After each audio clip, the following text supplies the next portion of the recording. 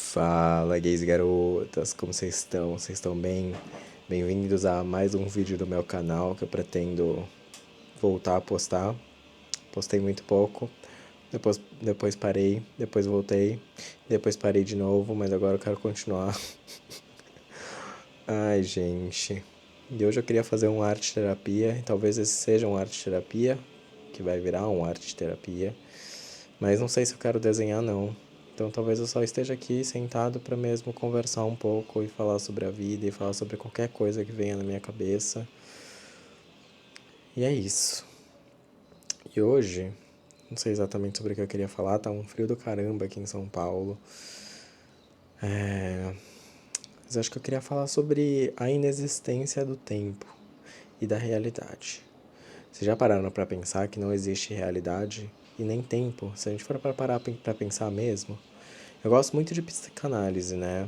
Eu leio bastante, claro que, né, não sou nenhum profissional da área, não me aprofundei enormemente nas questões de psicanálise, mas gosto bastante de ler e me interesso muito por essa questão do humano, da mente humana e como ela funciona e tentar decifrar algo que eu possa decifrar, né?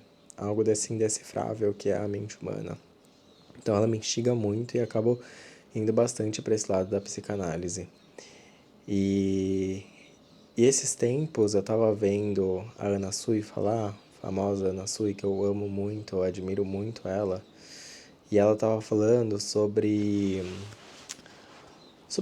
essa questão do tempo, assim, né? E sobre como que a gente...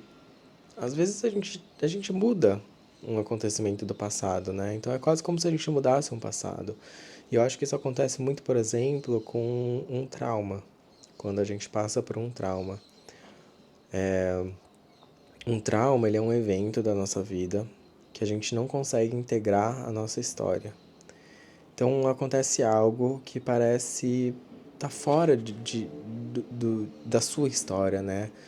Parece estar num lugar em que você não consegue entender o porquê que aquilo faz parte da sua história. E quando a gente fala sobre o trauma, ou quando a gente se cura e a gente consegue pegar esse trauma e entender de que forma que ele está integrado na nossa história e dar sentido a esse trauma, a gente de certa maneira se cura dele. Não que a gente vai esquecer ou que aquilo não vai ser alguma marca na nossa vida, mas a gente entende que aquilo teve algum sentido, né? Que aquilo fez parte da nossa história e a gente dá sentido, empresta sentido àquele trauma. E a partir disso a gente passa a conviver com ele de forma muito mais tranquila, porque a gente está mais tranquilo entendendo que aquilo fez parte da nossa história. E isso nada mais é do que mudar o passado, né? E quantas vezes a gente não muda o passado? Quantas vezes um evento que a gente não via nem sentido nenhum que aconteceu, mas que a gente começa a ver sentido depois de um tempo, sabe?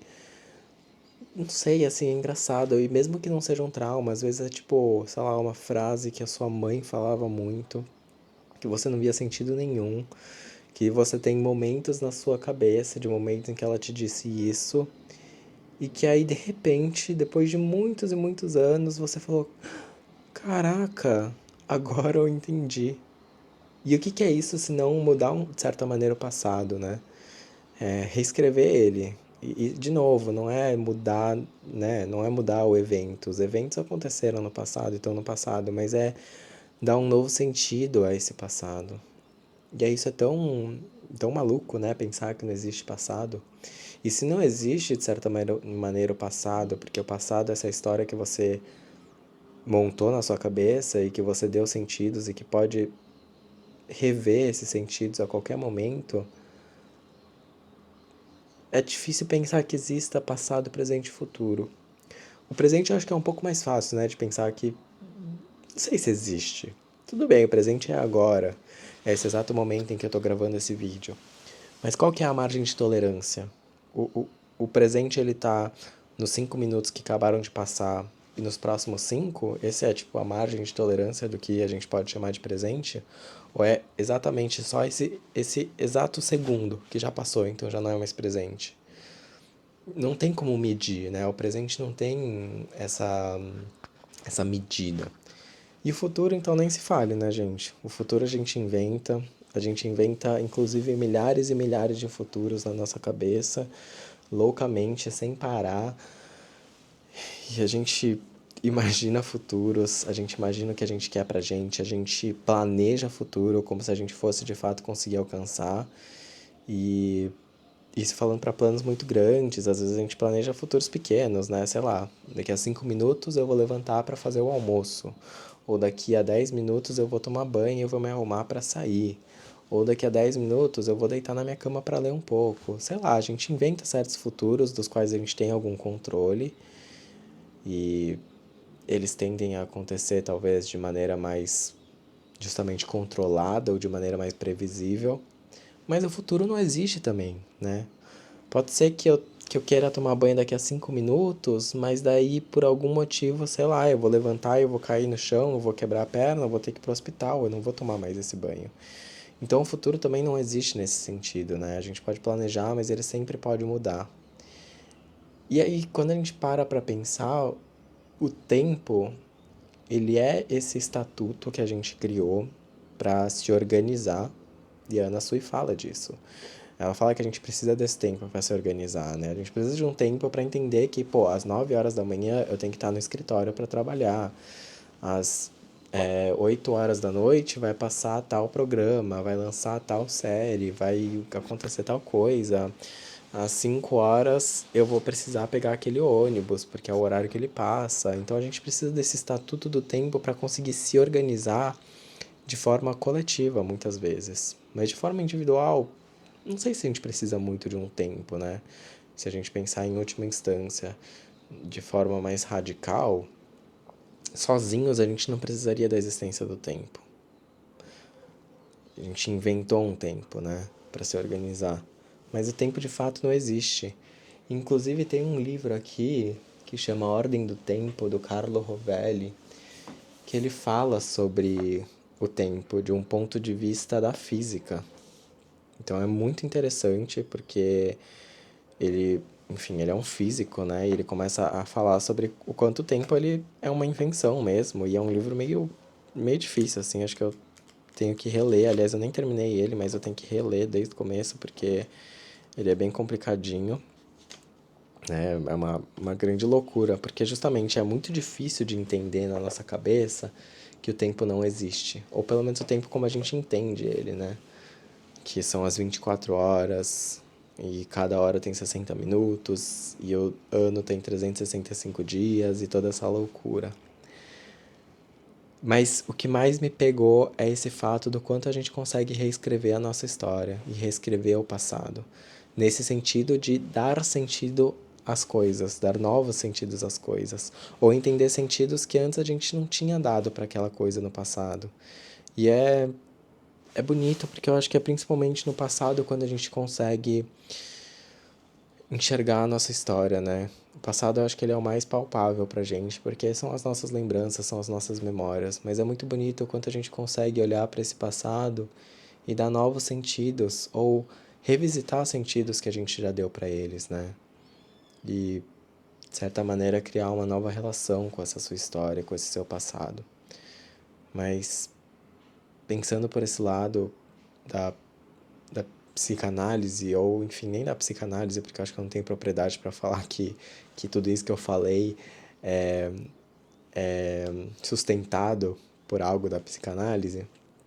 Mas quando a gente para pensar que não existe tempo nesse sentido, não sei, é meio angustiante, mas talvez seja muito libertador também, né? No sentido da gente aí chegar um pouco nesse ponto de ficar mais presente aqui, sabe? No presente. Que se a gente parar para pensar, o presente também é tudo, né? A gente está no presente, a gente sempre está no presente, não tem como estar no passado. Só que a gente pode pensar no passado e a gente pode pensar no futuro, mas no presente é sempre onde a gente está. E aí que me vem também essa ideia de que a realidade também é algo que não existe. A realidade não existe, gente. Se vocês forem parar pra pensar, o que a gente entende como realidade, tipo, algo que seja universal, não existe. É tipo, sei lá, a gente pode falar que a realidade é, o mundo é redondo. Sei lá, o mar é feito de água. Sim, são realidades, mas talvez sejam mais verdades do que realidades. E não que a realidade exatamente não exista, mas a gente não consegue acessar de fato a realidade. E eu vou tentar explicar porque eu acho que isso é um pouco mais abstrato. Mas eu acho que na verdade o que existe são infinitas projeções da realidade. E a gente não tem acesso a de fato o que é a realidade. A gente tem acesso a uma projeção dela.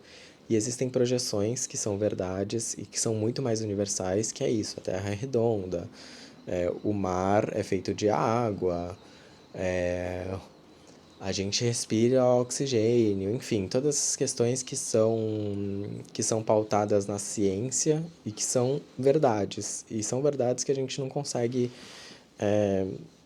contrariar, a gente pode até tentar, né? Tem gente que tenta, mas que é isso, assim, a gente não tem como questionar. A ciência, ela deu aquele sentido e ela conseguiu provar. Mas ainda assim que ela tenha provado, foi a partir da linguagem, que por si só já é uma invenção do ser humano, né? Qual que é a realidade para um cachorro? Ele pensa sobre a realidade? Talvez não, mas assim, entende? É uma outra realidade. Então, existe uma única realidade, mas existem essas projeções que são as verdades que cada um carrega e que são infinitas e que muitas vezes convergem, né?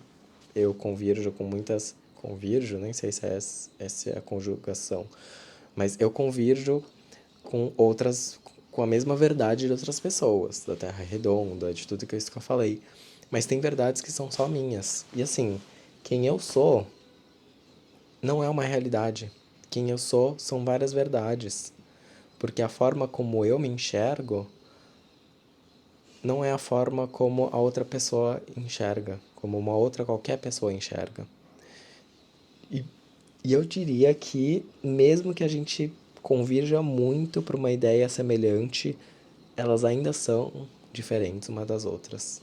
Não tem como eu entender que a forma como eu me enxergo é uma realidade que vai ser enxergada por outro e que essa realidade é pura, é inquestionável. Porque na verdade, essa realidade de quem eu realmente sou, que não é acessível nem por mim e nem por ninguém, é a realidade, é o meu corpo. É quem eu sou, é matéria orgânica.